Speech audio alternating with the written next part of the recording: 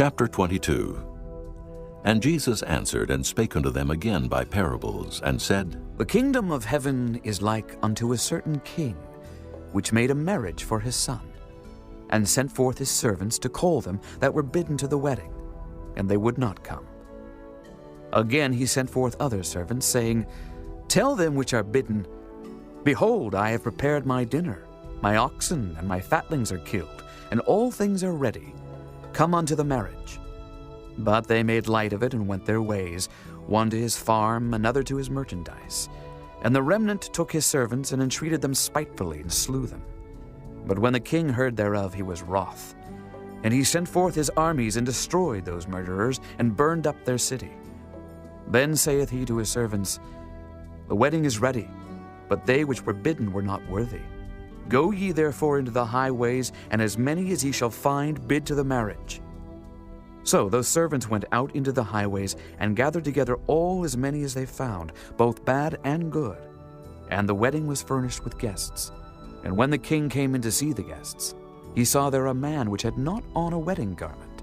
And he saith unto him, Friend, how camest thou in hither not having a wedding garment? And he was speechless. Then said the king to the servants, Bind him hand and foot, and take him away and cast him into outer darkness. There shall be weeping and gnashing of teeth, for many are called, but few are chosen. Then went the Pharisees and took counsel how they might entangle him in his talk.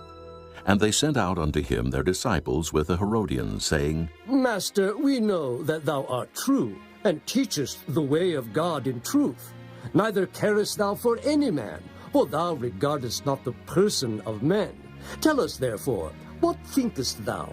Is it lawful to give tribute unto Caesar or not? But Jesus perceived their wickedness, and said, Why tempt ye me, ye hypocrites? Show me the tribute money. And they brought unto him a penny. And he saith unto them, Whose is this image and superscription? They say unto him, Caesar's? Then saith he unto them, Render therefore unto Caesar the things which are Caesar's, and unto God the things that are God's. When they had heard these words, they marveled, and left him, and went their way. The same day came to him the Sadducees, which say that there is no resurrection, and asked him, saying, Master, Moses said, If a man die, having no children, his brother shall marry his wife, and raise up seed unto his brother. Now there were with us 7 brethren, and the first, when he had married a wife, deceased, and having no issue, left his wife unto his brother. Likewise the second also, and the third unto the 7th.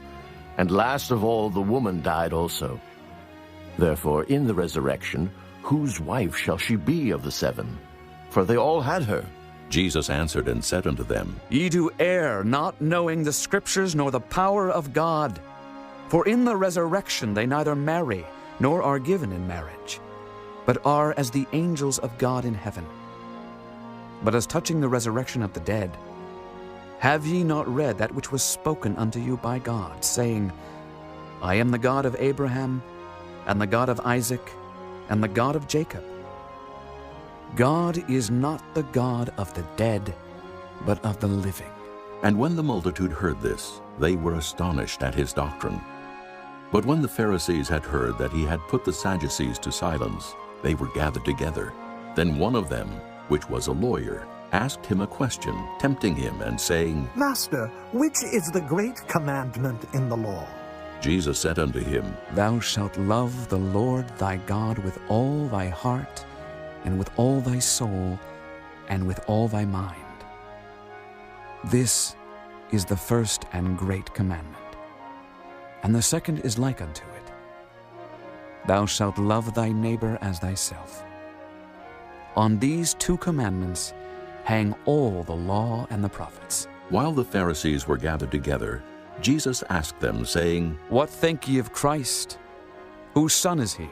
They say unto him, The son of David. He saith unto them, How then doth David in spirit call him Lord, saying, The Lord said unto my Lord, Sit thou on my right hand, till I make thine enemies thy footstool. If David then call him Lord, how is he his son? And no man was able to answer him a word. neither durst any man from that day forth ask him any more questions.